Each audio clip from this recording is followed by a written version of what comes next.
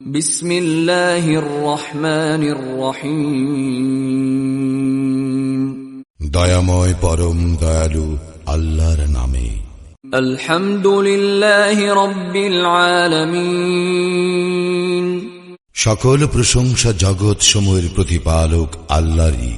আর রহমানির রহিম।